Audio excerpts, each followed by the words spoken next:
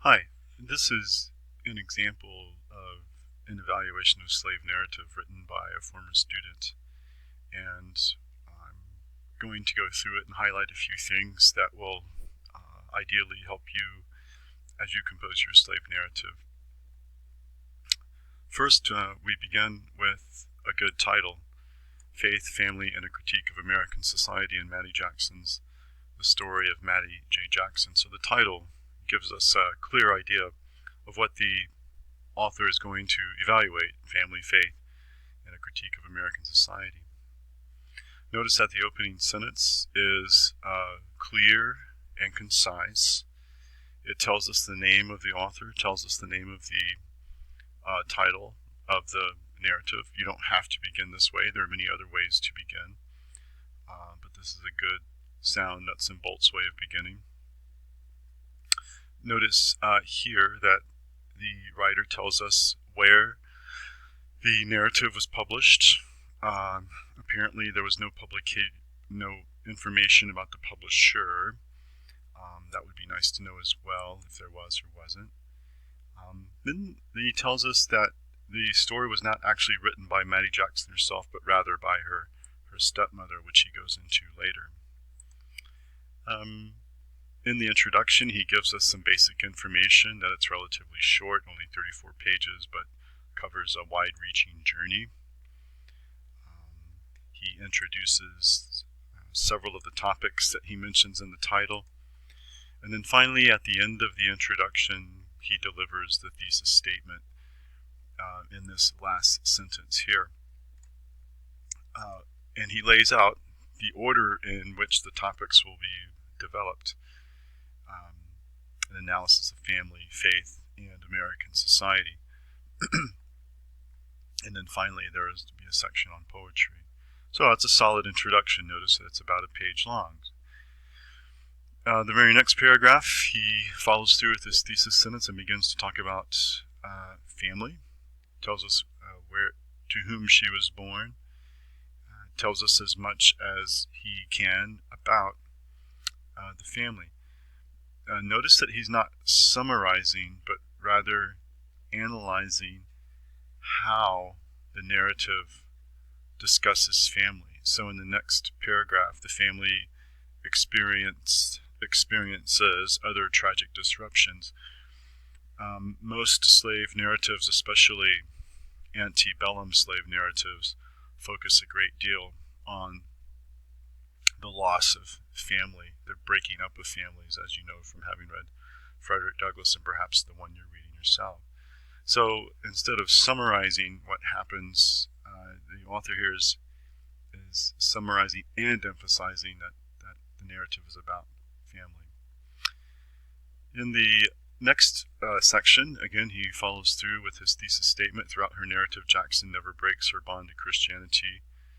In fact, it's a nice transitional phrase there, Jackson would often link the most tragic moments of her story to a biblical teaching.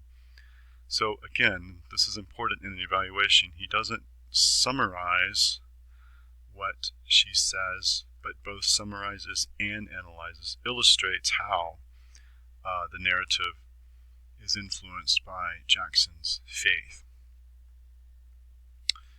Additionally, notice here that we have quotations. This is the first quotation. There will be several more.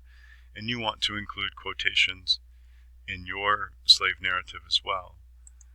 Using MLA style is the easiest. Jackson 13, very simple, clean, concise, to the point. If you want to use other documentation manuals like Chicago, that's fine with me. Just be consistent. Consistently use one, please. Notice the author's concluding sentence. Every paragraph in this evaluation has a concluding sentence that cements what he's been writing about. Once again, in the next topic sentence, the author takes us back to the thesis statement and follows through with his claim that he's going to write about Jackson's inclusion of poetry in her narrative. And again, throughout this paragraph, if you read it, you will see that he's showing us how she uses poetry and perhaps why she's using poetry, again, evaluating, not simply summarizing. Finally, we get to another interesting part of the narrative. The author makes a very good observation. The timing of Jackson's life in respect to the Civil War adds a layer to her story not possible in older slave narratives, life after slavery.